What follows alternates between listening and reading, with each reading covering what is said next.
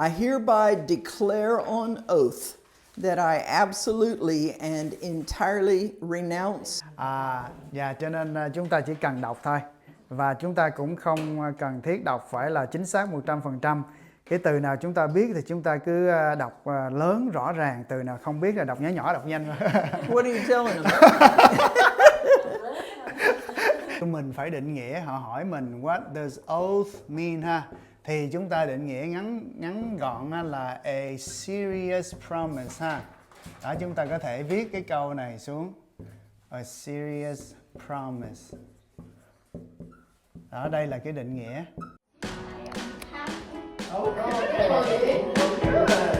Chúc mừng, yeah, vâng rồi, she passed, yeah.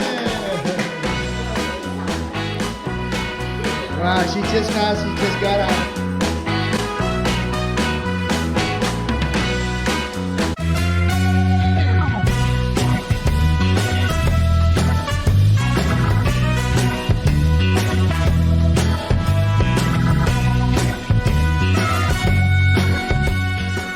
I think I'm going to need you to explain what support means. Yes, support có nghĩa là ủng hộ ha.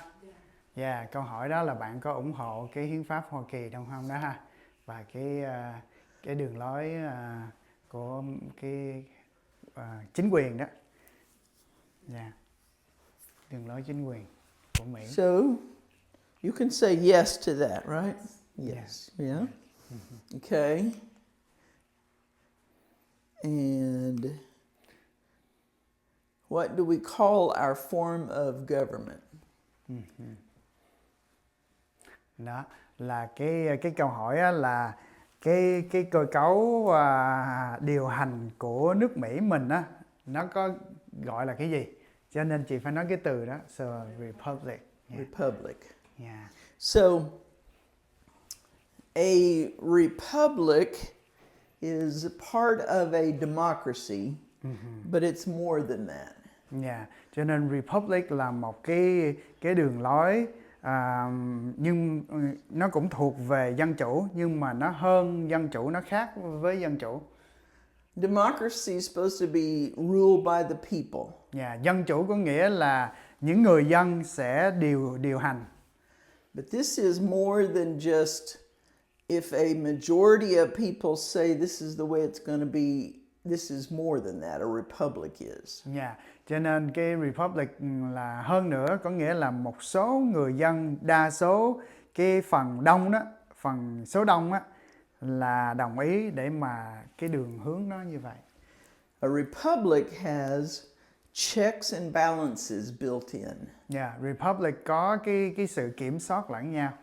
Đó, mình nhớ checks and balance là làm thế nào để mà có một cái nhánh nào trong cái chính quyền á, nó không có lạm quyền, quá quyền đó, thì nó là checks and balances, là kiểm soát lẫn nhau đó. So a republic is what our form of government is. Yeah, cho nên cái cơ cấu, cái cách mà điều hành của nước Mỹ mình là đi theo cái đường lối republic. Okay. What does republic mean? Yeah, cho nên câu hỏi người ta hỏi là republic có nghĩa là gì ha? So government by the people, of the people, and for the people. Cho nên mình trả lời cái câu hỏi đó, định nghĩa what mean của republic á, là government by the people, of the people, and for the people. So that's what a democracy is, but a republic has some parts that don't allow for just a majority of the people to get their way. Cho nên republic á, cái định nghĩa ở dưới đó cũng là định nghĩa của dân chủ, nhưng mà republic nó có những cái mà tổ chức ở trong đó để rồi không phải chỉ là người dân điều hành thôi, nhưng mà có những cái cách, có cái sự cân nhắc lẫn nhau ha. Yeah. So that's why there's three branches of government, right? The judicial or the Supreme Court, the people, Congress, and the president, the executive. Those three branches are what makes checks and balances. Yeah, cho nên chính phủ Mỹ có 3 cái chi nhánh là như vậy đó. Ha, có tổng thống, rồi có về những những cái hai cái chi nhánh kia, quốc hội rồi này kia đó, thì để cho có sự kiểm soát lẫn nhau. So you can think of it as government by the people. By the people elect the president. So the people, by the people, of the people, that's Congress. So Congress is all elected. Yeah? And so that's of the people. Those are our representatives. And for the people, that's where the Supreme Court, which may judge between something here and something here, the Supreme Court is for the people. It's supposed to protect the rights of the people. Yeah. Cho nên mình thấy chính phủ, chính quyền bởi người dân, có nghĩa là người dân bầu cho tổng thống ha, rồi của người dân là những người trong quốc hội đó là của người dân, đại diện cho người dân, rồi cho người dân. Nói về tòa án tối cao đó, là nếu mà có những cái gì mà khiếu nại hoặc là tranh chấp giữa những cái đó thì tòa án tối cao sẽ xét xử. So many democracies don't have this, and they may not even have this. You may not get to choose your leader, but if the whole, the majority of the people say we want this kind of government, then they can get it. That's a democracy. It has no checks and balances really built in. Cho nên có thể những cái nước khác họ nói là họ đi theo dân chủ, nhưng mà nó không có như cái đường lối của chính phủ Mỹ, bởi vì chính phủ Mỹ tuy rằng dân chủ nhưng mà có những cái sự tổ chức trong đó để có cái sự quân bình ha, có cái sự cân nhắc với nhau. So if somebody says to you, what does republic mean? Cho nên có giám khảo hỏi mà republic có nghĩa là gì? Government by the people, of the people, and for the people. Đó. You're thinking about the three branches, really. Đó, cho nên chúng ta trả lời là cái câu đó. Thật ra cái câu đó là định nghĩa cho ba chi nhánh của chính quyền Mỹ đó. Do you understand the full oath of allegiance to the United States? Mình có hiểu cái lời tuyên thệ trung thành với nước Mỹ không ha? Có hiểu không? We went over all of that in one of our sessions last semester. But you might not have been here then, and that's okay. So this full oath is rather long. It has multiple parts. And it is very important because the full oath is where the allegiance happens. You say, I'm not going to be a Vietnamese citizen anymore. I'm going to be an American citizen. Nữa thì mình bắt đầu, nhưng mà chú cứ ngồi So it's lắng very nghe, important. cứ ngồi lắng nghe. And that's why they have you do it at the end. So you basically go through all of the rest of the interview. They know that you know what you need to know and you understand what you need to understand. And then the whole question is, do you want to be an American citizen? Cho nên, and that's where that comes in. Cái đây là cái lời thề trung thành ha với nước Hoa Kỳ đó. Và cái đây là cái lời thề mà nó đầy đủ. Cho nên cái lời thề này quan trọng. Cho nên họ hỏi mình hết cái kia là giải quyết xong những cái phần mà mình phải thuộc, mình phải biết đó. Rồi đến cái phần này là cái phần là mình phải hiểu, và mình phải hiểu để rồi mình đi bước cuối cùng để mà nhập tịch. So America, the United States, does not want people to be citizens that don't want to be citizens. Cho nên nước Hoa Kỳ không muốn những ai mà không muốn trở thành công dân Mỹ mà không có chấp nhận cái lời thề đó. Cho nên phải chấp nhận cái lời thề, phải hiểu cái lời thề như thế nào, chấp nhận để mới trở thành được công dân Mỹ. Allegiance means I put America's positions, I put their laws, I put their rights and responsibilities ahead of everybody else's. Cho nên cái sự trung thành đối với nước Mỹ có nghĩa là mình để cái địa vị ha của nước Mỹ và cái luật pháp nước Mỹ và những cái quyền lợi của nước Mỹ trên tất cả những cái nước khác mà mình có thể là đến từ nơi đó. Okay. So they might ask you, well, what does oath of allegiance mean? Rồi họ có thể hỏi mình là cái lời thề trung thành có nghĩa là gì? Yes, it's a promise. Yeah. And in fact, when it says oath, that means a serious promise. Yeah. It's not just like, okay, yeah, I'll be there, you know, that's sort of a promise, but this is a serious promise. Yeah. This is a promise that if you break this promise, then you're going to have some consequences. Yeah. That's how serious it is.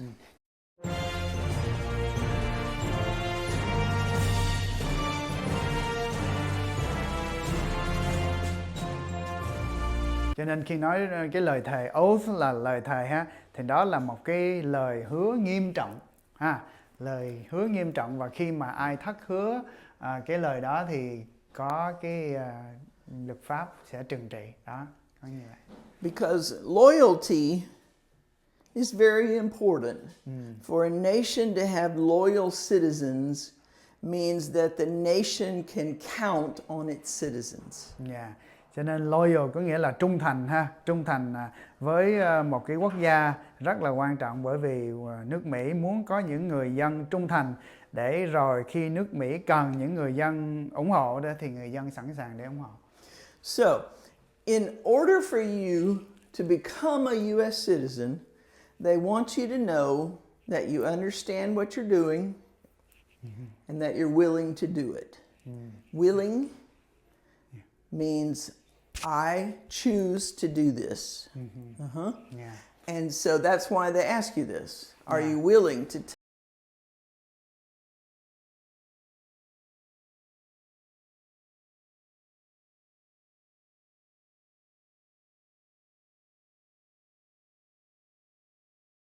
đối với nước Mỹ, bởi vì họ muốn mình phải tự mình sẵn lòng, mình muốn làm điều đó. If you say no, then you won't become a US citizen. Cho nên nếu mà chúng ta trả lời không á, là họ sẽ không cho chúng ta trở thành công dân Mỹ.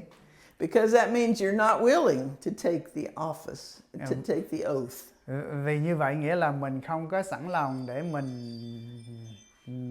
tiếp nhận cái lời thề để trở thành công dân Mỹ. So, if you say that yes I am, then they might ask you what oath means. Yeah, và nếu chúng So ta that nói they know that you understand. mình nói vâng á, thì người ta có thể hỏi là bây giờ lời thề có nghĩa là gì ha, để muốn cho mình hiểu ha. And we talked about oath, that's a solemn promise. That's Yeah. all you have to say. Cho nên khi nói về cái Serious oath là promise, thề, a solemn promise. yeah, a serious ha, một cái lời hứa nghiêm trọng. Đó, serious promise là lời hứa nghiêm trọng ha. We started early just for you guys. We're Yeah. helping Tao. You're Yeah. not late or anything. Yeah, không sao. Chúng ta bắt đầu trước bởi vì có giúp một người chị của chúng ta, chị Thảo ha.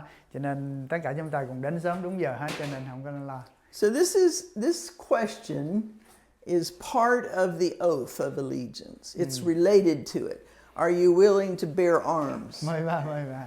That means take up a gun and shoot in the defense of the United States. Yeah. So that's why that question is there, because it's very unlikely they're going to ask any woman to do that, okay?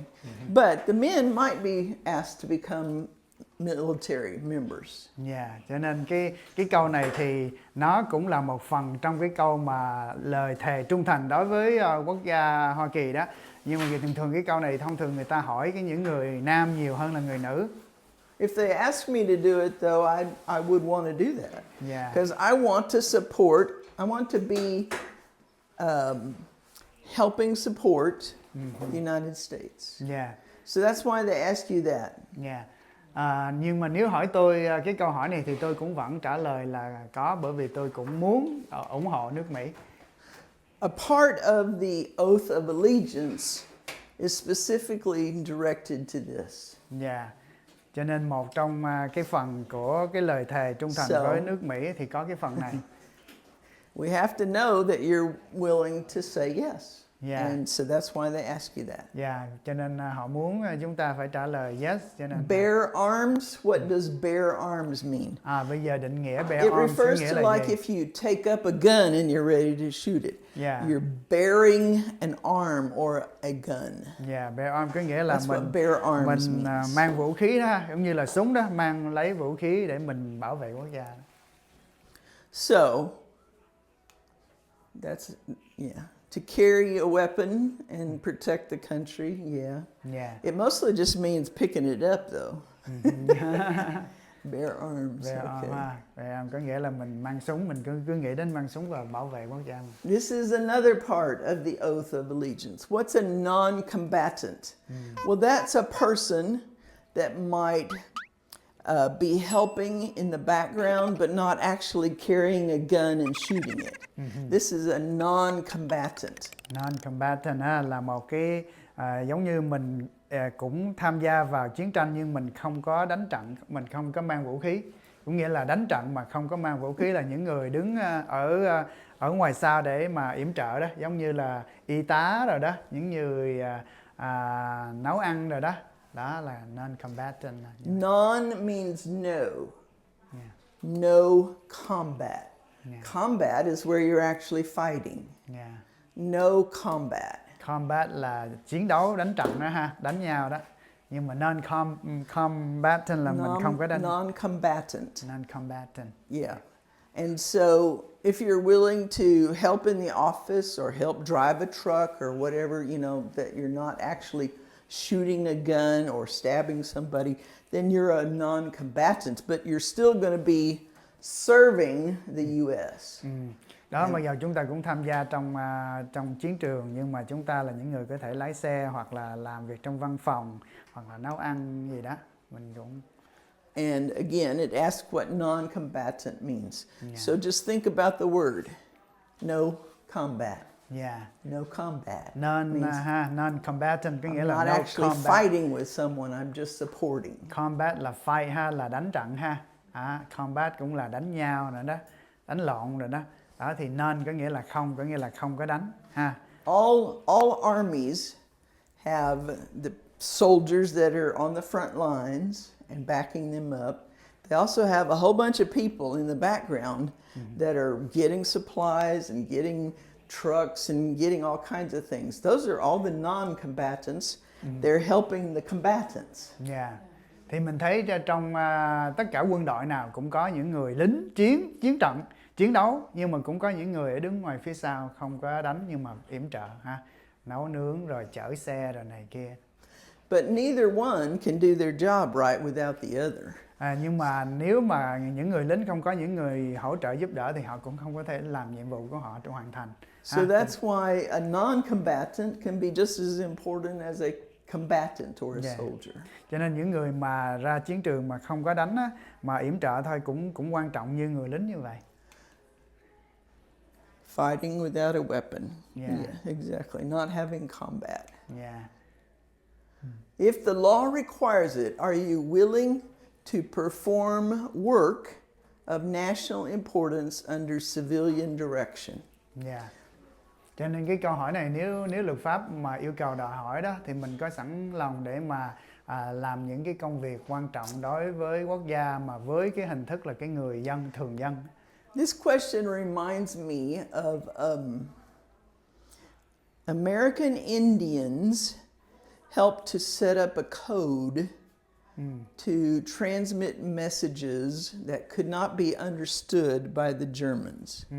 And that was back in World War II. And they used the American Indian language and the Germans never figured it out. So that's work of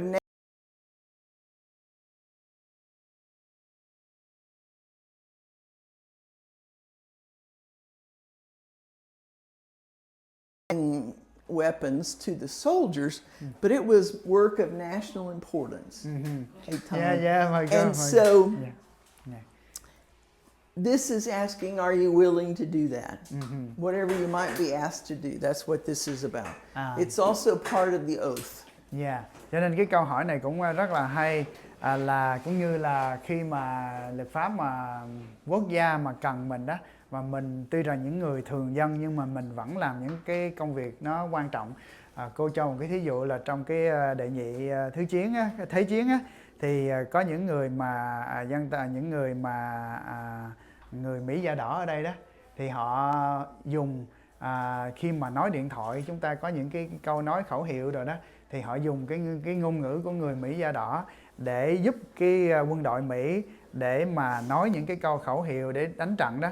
Thì cái người bên Đức á, họ không hiểu được cái tiếng của người Mỹ da đỏ. Họ hiểu tiếng Anh, tiếng này tiếng kia, nhưng mà họ không hiểu được cái tiếng của người Mỹ da đỏ. Cho nên cái cách đó rất là hay để đánh thắng chiến tranh. Yes, I am. Yeah, đó mình nói là vâng ha. And whenever they ask you, what does perform work of national importance mean? Yeah. Work important to the country. Đó thì chúng ta định nghĩa ha. Đó, hỏi That's all cái you câu have đó. to say. Đó, cái câu xanh đó là cái câu mà chúng ta trả lời đó. Importance, that's important. Okay. National means to the country. Đó, national có nghĩa là nói về cái quốc gia đó ha. Quan trọng, cái điều quan trọng đối với quốc gia. That's where you actually become a citizen. So, if you're ready to change your allegiance from Vietnam to the United States of America, then you will say the oath of allegiance. It's very important. It's much longer than the first oath because it covers all the different parts of becoming a U.S. citizen. So we're going to go over it because we've been talking about it a lot, but I want you to see what's all in it. Yeah.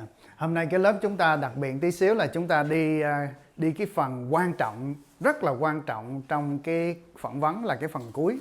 Là cái phần cuối, phần đầu thì hồ sơ lý lịch chúng ta đậu hết rồi.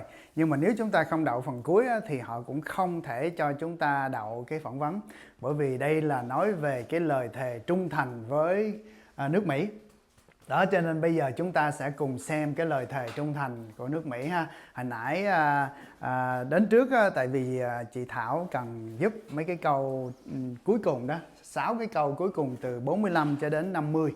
Đó thì hồi nãy giờ giật với chị những cái phần đó. Nhưng bây giờ cô muốn chúng ta xem cái phần này. Cái phần này là có đôi khi giám khảo kêu mình đọc. Có khi giám khảo kêu một nhóm cùng gặp lại với nhau và có một người đọc một câu, giống như đọc câu này rồi tất cả cùng đọc chung lặp lại đó. Okay, I. I. That's me, and you, and you, and you. Whenever it comes to taking this oath, it's very personal. Đó, khi nói ai là chính mình ha, đây là rất là cá nhân. I can't say you declare. I can't say that. It has to be I declare. Just declare just means I'm saying this.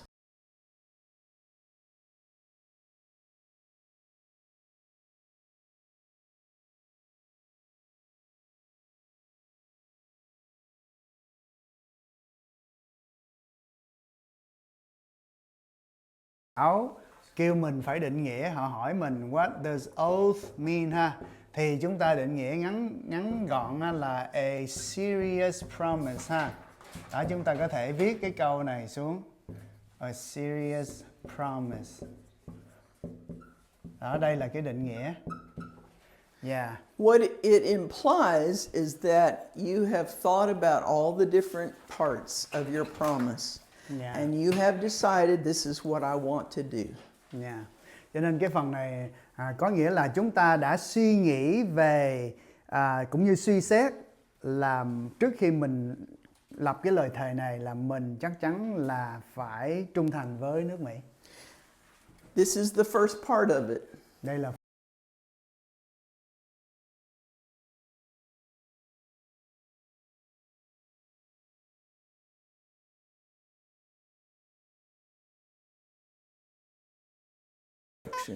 Vietnam có nghĩa là mình đang đi hướng này và mình quay lại đổi hướng ha.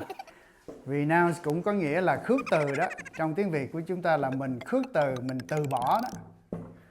từ bỏ ha. The question is, what are you renouncing? Và câu hỏi là chúng ta từ bỏ cái gì, khước từ bỏ cái gì? This is just kind of a legal term, and abjure. Yeah. Và To any foreign prince, potentate, state, or sovereignty. yeah. Đây là điều mình từ bỏ khước từ, là khi mình quyết định muốn trở thành công dân Mỹ là mình phải khước từ bỏ những cái quan hệ là mình thuộc về một cái đất nước khác đó, là mình không có dưới người lãnh đạo khác.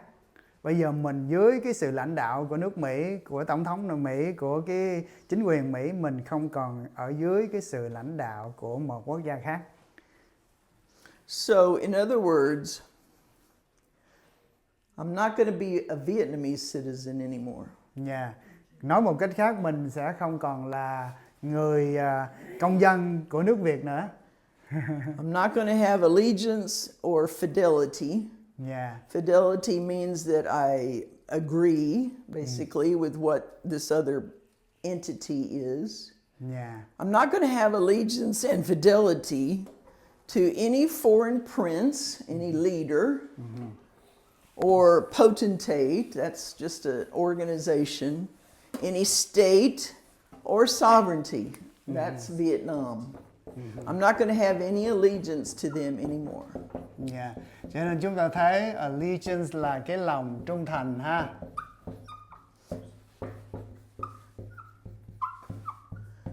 Allegiance is loyalty to a large degree.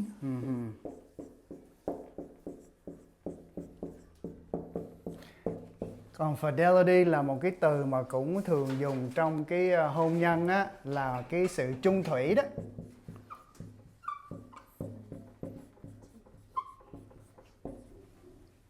Trung thành và trung thủy.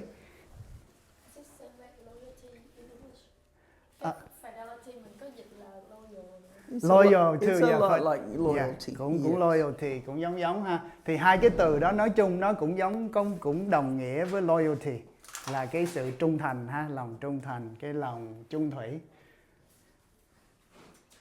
Now this is what applies to each of us, of whom or which I have heretofore been a subject or citizen. That's where, some people might not be Vietnamese citizens still. They might have left Vietnam and gone to the United Kingdom. They might have become British citizens. So they can't say, I'm not going to be loyal to Vietnam anymore, because they're not loyal to Vietnam. They're already loyal to the United Kingdom. Wherever you've been a subject or a citizen, this is what you're turning your back on.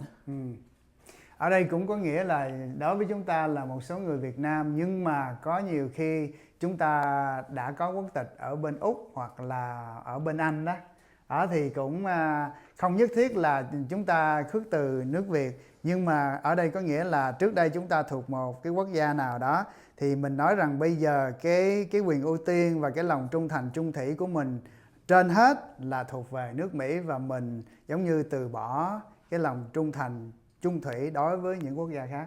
Nước Mỹ là trên hết. You might have left Vietnam and gone to Canada. Có thể mình đã rời bỏ nước Việt và đi qua Canada để ở.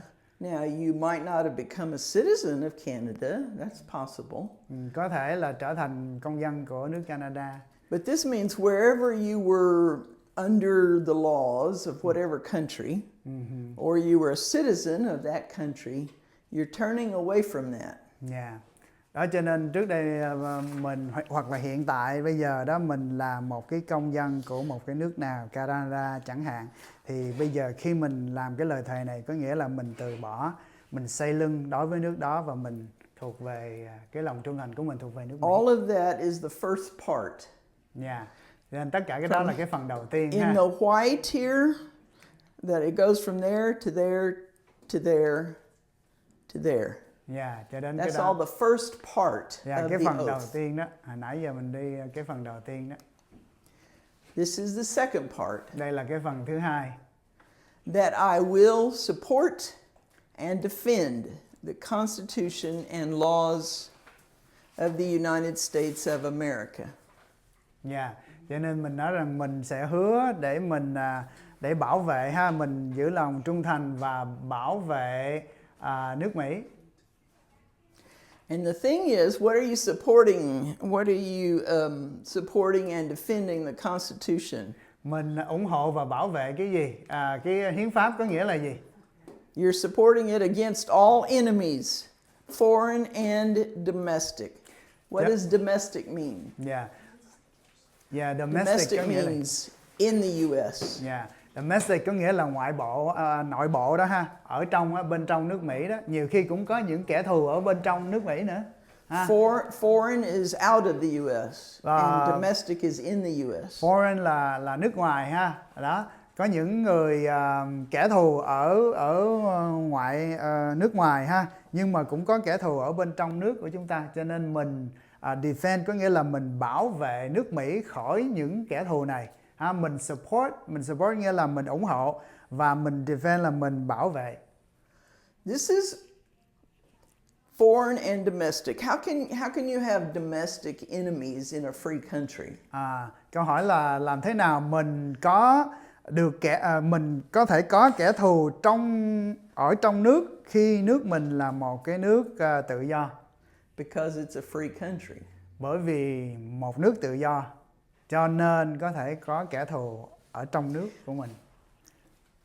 The thing is, if you have enemies in the U.S. that are against the U.S., if they go around breaking laws, then they become criminals, and hopefully they get arrested and put in prison.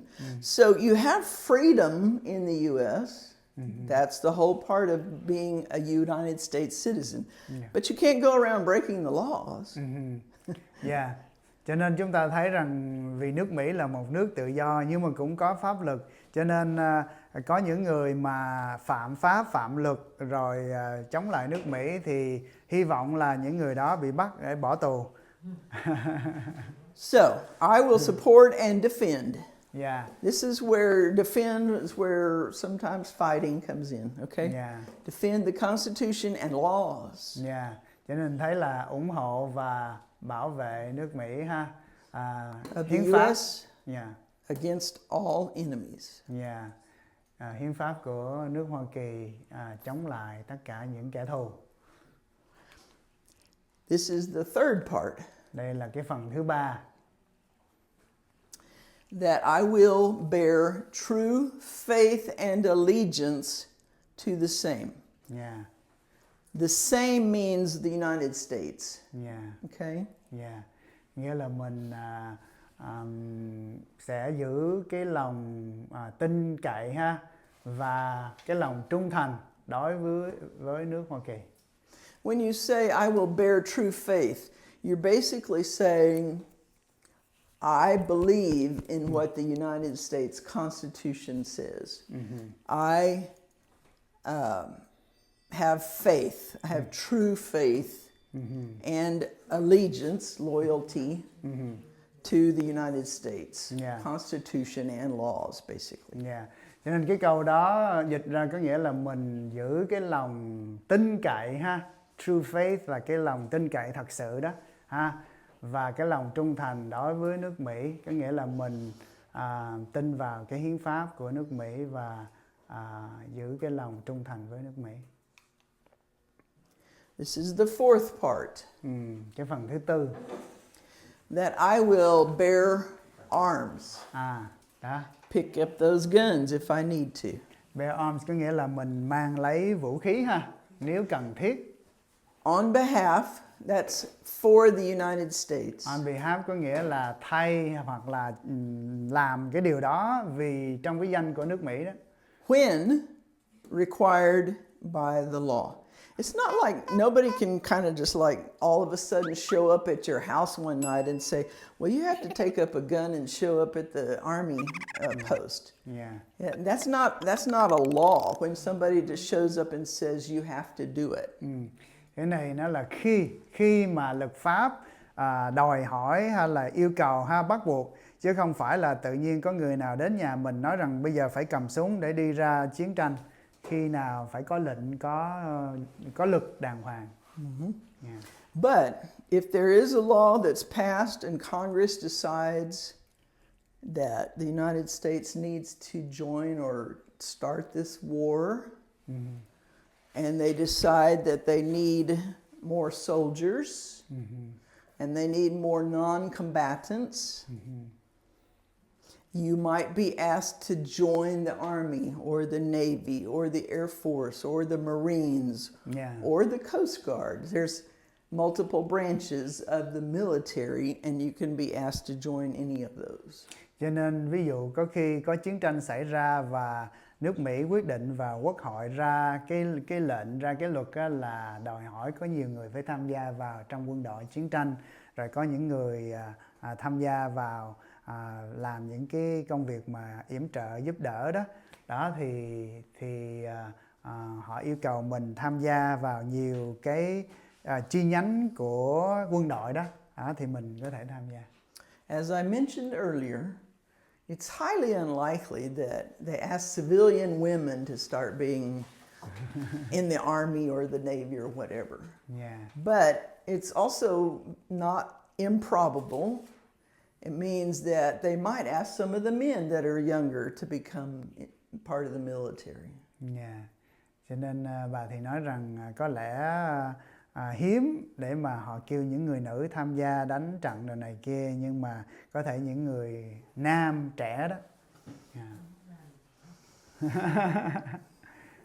There's always requirements for, your eligibility and stuff, and I'm not going to get into all of that. But the question is, are you willing? Đó thì thật ra Mỹ thì họ có những cái tiêu chuẩn để mình đạt được cái tiêu chuẩn đó thì mình mới tham gia. Nhưng mà cái câu hỏi chung hết đó là mình có sẵn lòng, sẵn sàng làm điều đó không? The fifth part. Cái phần thứ 5. That I will perform work of national importance. National meaning the U.S. Importance, whatever it is, it's important to the U.S. And that you will agree to do that work under civilian direction when required by the law. Okay? Đó cho nên mình thấy không, trong 6 cái câu cuối cùng đó chị Thảo là nó nằm trong cái phần oath of allegiance, là cái lời tuyên thệ trung thành với nước Mỹ là cái lời thề này nè, thì họ lấy từ cái đây mà ra 6 cái câu đó. Cho nên là mình phải hiểu trước khi mình thề. Đó là cái ý là giống như đi ngược lại đó. Họ hỏi 6 câu đó coi mình hiểu không trước khi họ cho mình tuyên thệ. Cho nên cái câu này nói là mình sẽ sẵn sàng thi hành cái công việc mà đại sự của quốc gia đó, quan trọng đối với quốc gia. Ở dưới cái sự điều hành hoặc là hướng dẫn của cái ví dụ như trong quân đội. So, nobody expects you to be on the road doing your job, your usual life, and all of a sudden to know everything that you need to know about working in the military or whatever. That's why there's always going to be somebody directing you what to do. Okay? Cho nên khi mình tham gia quân đội mình dĩ nhiên là không có biết phải làm gì cho nên có cái sự hướng dẫn. And again, this is not just something that, we'll just go along and pick you off the street and then we'll tell you to be in the military. That's not the way that happens. Và cái câu cuối cũng nói rằng when required by the law, có nghĩa là không phải tự muốn mình làm gì làm, nhưng mà phải đi theo cái luật pháp, luật lệ đàng hoàng. Okay. Number 6. Và cái phần số 6. And that I take this obligation freely. What does obligation mean? Obligation có nghĩa là gì ha? Obligation is all the things that you've just promised. That's your obligation. You said, I'm going to do this and I'm going to do that and I agree to this, and that's your obligation after you say that. Obligation mình có thể tạm dịch giống như là cái trách nhiệm, bổn phận á. Trách nhiệm, bổn phận.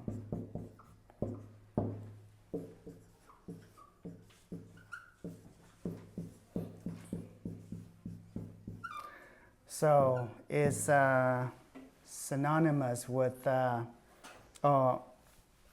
responsibility or duty. Pretty much. Yeah. Uh-huh. Cho nên chúng ta thấy cái từ này giống như là responsibility ha, hoặc là duty cũng là những cái từ của nó. Responsibility hoặc là Duty.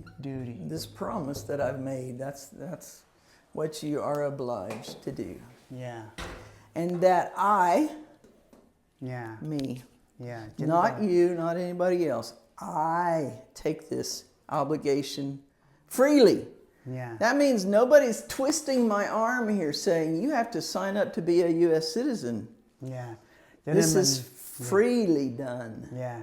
Cho nên trong cái lời tuyên thề đó hoặc là tuyên thệ đó thì mình nói là chính mình tự gánh lấy cái trách nhiệm này, tự mình làm chứ không phải là ai ép buộc mình. Mình tình nguyện để nhận lấy cái trách nhiệm này. Here's the rest of what you're doing without any mental reservation or purpose of evasion. This mental reservation, you might have that if you haven't decided completely to become a U.S. citizen. You might think, I've still got family in Vietnam. And what if I become a U.S. citizen? What if Vietnam doesn't let me back in the country? That'd be a problem. Those are all things that you're thinking about in your mind. And if you haven't worked through all of that and decided that you want to go ahead, then don't. If you have mental reservations, if you have thoughts in your mind that you're concerned about becoming a U.S. citizen, then you're not ready to be a U.S. citizen. If you have decided that, I want to be a U.S. citizen, but I don't want to tell them everything about myself. That's evasion. And if you are trying to not tell the truth about everything, then don't get to this point either. Cho nên cái phần cô mới giải thích cũng rất là hay đó. Mental reservation ha, là cái nghĩa là trong cái tâm trí chúng ta nó còn cái sự vướng bận mà chưa có sẵn lòng hết á, có nghĩa là còn lấn cấn á. Reservation là có cái sự lấn cấn ha. Mà ví dụ như cô nói là bây giờ trong cái tâm trí mình còn có sự lấn cấn, thắc mắc, hỏi là bây giờ nếu mà mình trở thành công dân Mỹ và mình từ bỏ cái công dân của nước Việt, rồi mình có tài sản bên đó hoặc người thân bên đó, mình sẽ trở về bên đó sinh sống rồi muốn làm công dân của nước Việt rồi thì có cái sự lấn cấn đó. So, if you're deciding to be a U.S. citizen, but you're not telling them everything that might be the reason why you're doing that. It's like, okay, I want to get in the U.S., I want to be a citizen, I want to be able to vote for communists. Yeah. But I'm not going to tell them that. Yeah. That's evasion. Yeah. Telling the whole truth and nothing but the truth. You have a purpose to become a citizen that is something you don't want the government to know about. That's evasion. Yeah. Cho nên cái từ evasion có nghĩa là mình có những cái gì mà mình có thể còn giữ lại, những cái điều mà mình không muốn cho nước Mỹ biết về chính mình, cho nên là cũng liên quan đến cái sự lấn cấn, là mình không có nói thật hết. Chúng ta nhớ là lúc bước vào mà thi đó, trước khi phỏng vấn á, thường người ta hỏi do you promise to tell the truth, the whole truth and nothing but the truth đó, cho nên là họ muốn mình là phải nói sự thật, hoàn toàn sự thật, không gì ngoài sự thật đó. Cho nên cái chữ evasion này là nếu mình còn giấu giếm cái gì và mình còn muốn có cái sự giữ lại và mình chưa sẵn sàng để trở thành công dân Mỹ đó, thì đây là cái từ đó ha, là mình có những cái gì mà mình chưa có nói thật hết trong cái đơn của mình đó. Này không có nghĩa là những cái mà không cần thiết bày tỏ thì mình không nhất thiết phải bày tỏ. Nhưng mà những cái câu hỏi gì mà hỏi mình á, thì mình phải trả lời cho nó đúng. Đó, vậy thôi. There can be other kinds of evasion. Yeah. And this is kind of like, so see this last phrase here, so help me God? Yeah, chúng ta thấy cái câu cuối, so help me God. That's the end of the oath of allegiance. Đó là cái phần kết thúc của cái lời thề trung thành. There's many parts, as I said earlier, and this phrase at the end is just a further evidence that you are serious. Yeah. Cho nên cái lời thề trung thành này, cái phần kết thúc á, Bless you. yeah, cái phần kết thúc á, nó có nghĩa là đây là một cái sự nghiêm trọng, cái lời thề nghiêm trọng. It's a phrase that has been in the U.S. since our beginning. Yeah. Because people left Europe to come to the United States because of religious freedom. Yeah. To the majority of people. That's why they came. And so they wanted God to help them in every part of their lives. Yeah. And this is what they put at the end of all of their oaths and their promises and their laws and stuff. So help me God. That means I want God to help me live up to what I said. Yeah. Cho nên cái câu này cô nói là nó đã đi với cái người Mỹ, cái nước Mỹ này từ cái lúc khởi đầu nước Mỹ cho đến bây giờ, là từ khi mà họ rời khỏi Anh Quốc á, họ đi chiếc tàu đi qua đây đó. Bởi vì lý do mà họ rời khỏi bên Anh Quốc đó là họ đi để tìm tự do tôn giáo, tự do tín ngưỡng để họ có quyền thờ phượng Thiên Chúa ha.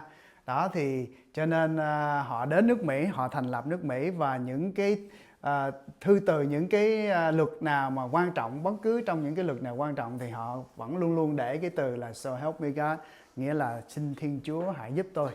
Đó, cho nên cái nước Mỹ này được thành lập trên cái nền tảng của những người tin cậy vào Thiên Chúa và Thượng Đế. Is the oath of allegiance in the paperwork? Yes. Okay. The last page of N-400. Okay. Everybody turn to the oath of allegiance. Chúng ta có cái đơn, cái mẫu đơn N-400 đó. Nếu ai chưa có, chắc nếu chưa có ha, để sẽ biếu một cái. Yeah. Because I want you to see it all together. Yeah. Chúng ta dở ra cái trang cuối cùng của cái mẫu đơn N-400 ha, thì chúng ta sẽ thấy cái phần đó. Để tôi sẽ lấy ra cho nếu ai chưa có. The way we have just gone over it took a long time, right? Yeah. Cái cách mà chúng ta mới đi qua cái này đó thì nó hơi dài tí xíu ha. It does have multiple parts to it, and you need to be aware of those. Yeah. But it doesn't take all that long to go through it. Yeah. Cho nên chúng ta thấy. If you look there, let's see. 1, 2, 3, 4, 5, 6, 7. Yeah. There's like 7, 8 lines. Yeah. It's not really that long, but it has a huge implication. Yeah. It means a ton. Yeah. Cho nên chúng ta thấy rằng nếu mà nói tính ra thì nó cũng không có dài lắm, bởi vì chúng ta giải thích thì chúng ta thấy nó dài. Nhưng mà đây là những câu có những cái ý nghĩa rất là quan trọng. And I want you to hear me read it to you. Yeah, So xin hãy you can lắng get nghe. used to hearing the English, okay? Lắng nghe để chúng ta có thể hiểu được bà If you're getting ready to say your oath of allegiance, you're most likely going to have the officer read it and you're going to repeat it, okay? Yeah. So what I want to do, I'm going to read all the way through it to begin with. Yeah. Bà sẽ đọc từ đầu đến cuối trong cái phần đó cho chúng ta ha. Cho nên And chúng ta then lắng nghe trước. we're going to do it as if you were doing it at the end of your interview. Rồi chúng ta sẽ Okay. thực tập với cô ha. Chúng ta sẽ thực tập giống như chúng ta thực tập trong cái buổi phỏng vấn của chúng ta đó. Khi chúng ta thi đậu rồi đó, chúng ta sẽ cùng đọc như vậy. Chúng ta lắng nghe trước ha.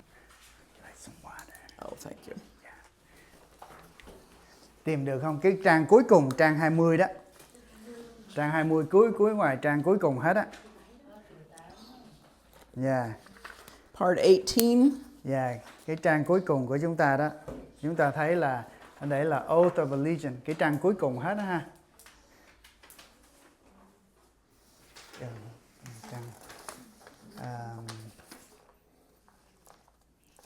Cô lấy cái này nè, cô đọc này, đây dò theo đây.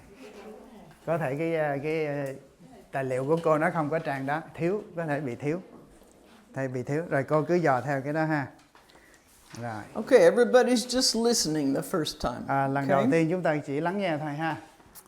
I hereby declare on oath that I absolutely and entirely renounce and abjure all allegiance and fidelity to any foreign prince, potentate, state, or sovereignty of whom or which I have heretofore been a subject or citizen.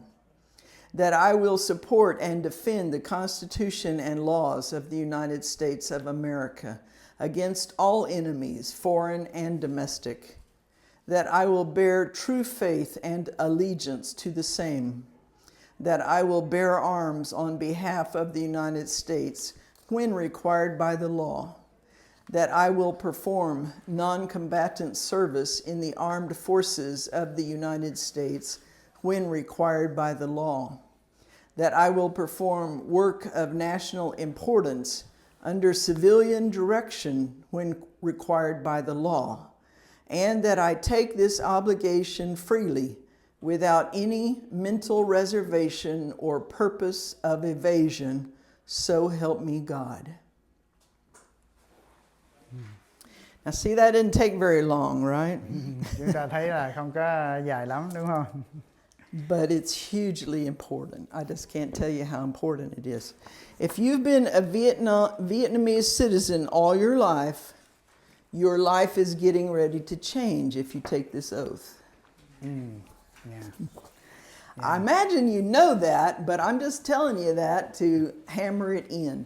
Yeah. Because you're not going to be a Vietnamese citizen if you go through with this oath. Yeah. Cho nên cô nói rằng tuy rằng cô biết rằng tất cả chúng ta là quốc tịch Việt Nam cả đời chúng ta, nhưng mà nếu mà chúng ta chấp nhận cái lời thề trung thành này mà nghiêm trọng đó, thì nó sẽ thay đổi cuộc đời chúng ta. Bởi vì đây là những cái điều mà nếu chúng ta làm theo mà chúng ta xem nó rất là quan trọng, nghiêm trọng đó, thì sẽ có cái sự thay đổi thật sự. No more green card. Chúng ta khi mà chúng ta trở thành công dân Mỹ rồi đó, chúng ta sẽ không cần thẻ xanh nữa. Họ sẽ tịch thu thẻ xanh chúng ta. A new passport. Và chúng ta sẽ có cái hộ chiếu mới ha, new passport. You have to register to vote. Chúng ta đăng ký để mà bỏ phiếu bầu cử ha. And on and on and on. Và tiếp diễn ha. Okay, we're going to practice the oath. Bây giờ chúng ta sẽ thực tập nói cái lời thề trung thành này. Now, I don't know for sure how the officer will do it because, like, the first part is kind of long. And he could do it in small sections, or he could read the whole thing, okay? What I'm going to do, I'm going to read the whole first part, and then you're going to read it also. Okay? Cô sẽ đọc nguyên cái hàng ở trên đó ha, có hai cái câu đó dài đó. Một câu thôi nhưng mà nó dài, có hai cái hàng. Rồi chúng ta sẽ đọc sau ha. Chúng ta lắng nghe rồi chúng ta lặp lại chung với nhau. This is practice. Đây chúng ta thực tập ha. I hereby declare on oath that I absolutely and entirely renounce and abjure all allegiance and fidelity to any foreign prince, potentate, state, or sovereignty of whom or which I have heretofore been a subject or citizen. Ok, chúng ta cùng lặp 1, 2, 3.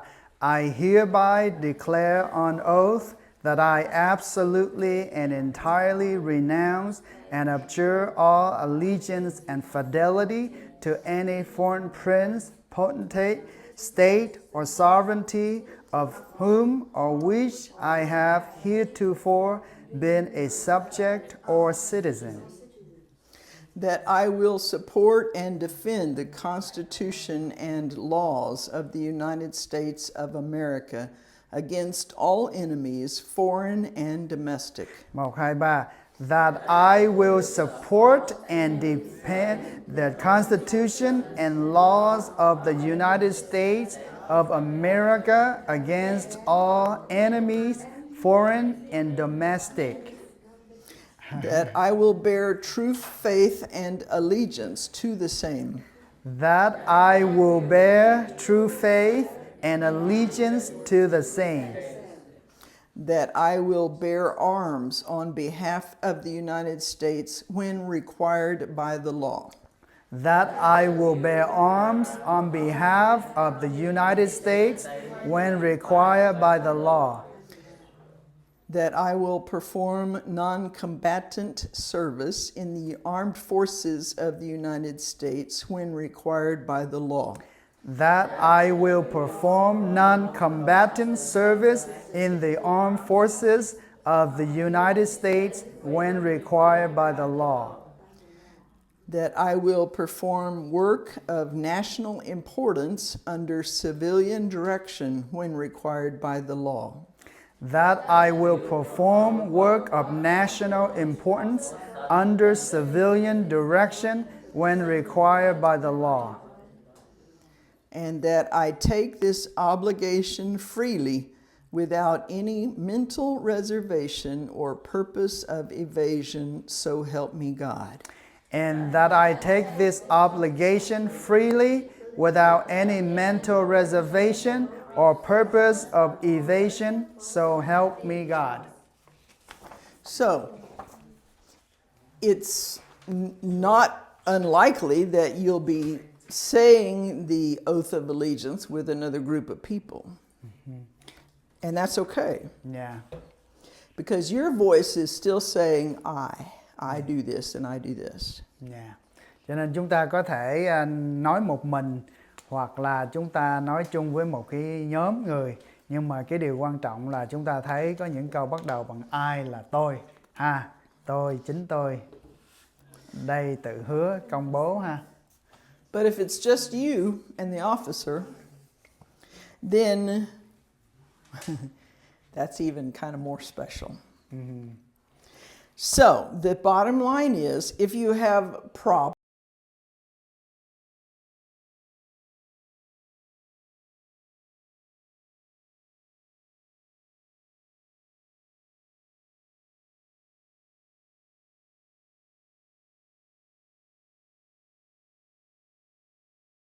lui và chúng ta thấy có cái từ nào mà khó phát âm đó, chúng ta tập cái từ đó, những cái từ đó thường xuyên. and when you get your certificate, welcome to the United States. Yeah, và khi chúng ta nhận được cái bằng quốc tịch ha, hoan nghênh chào mừng đến nước Hoa Kỳ. You have to learn the national anthem. Yeah, chúng ta phải học cái bài quốc ca của nước Mỹ ha, bài quốc ca. Star Spangled Banner, you've heard it, I'm sure. You have to learn how to say the words and sing that. Yeah, chúng ta phải biết cái từ, những cái lời đó và Cross chúng your ta heart. hát. Anyway, Yeah. those will be great days for all of you. So her question is, do we have to memorize? Câu trả lời là không cần học thuộc, bởi vì họ sẽ đưa tờ giấy để chúng ta đọc. Cho nên chúng ta chỉ cần đọc thôi. Và chúng ta cũng không cần thiết đọc phải là chính xác 100%. Cái từ nào chúng ta biết thì chúng ta cứ đọc lớn rõ ràng, từ nào không biết là đọc nhỏ nhỏ, đọc nhanh. What are you telling them? She asked me if she has to memorize, so I tell her that you don't have to memorize and you don't have to read 100% correctly. So whatever words you can read it really loud, really clear. But if any word you struggle, just fast, small and fast. So, if you don't have something written in front of you to read off of, then I imagine the officer will take it in small chunks. So, if you don't have anything to look at, the officer will probably say, I hereby declare on oath, and you'll say, I hereby declare on oath, Yeah. that I absolutely and entirely renounce and abjure. That I absolutely and entirely renounce and abjure. They'll take small sections so that you can hear it and remember it and then say it back. Yeah. Đó thì thông thường thì một là họ phát cái tờ giấy thông thường như vậy, hoặc là họ chiếu lên. Nhưng mà nếu không có đó thì cái người mà nhân viên sở di trú đó, họ sẽ đọc từng câu ngắn ngắn và chúng ta lặp lại theo. Yeah.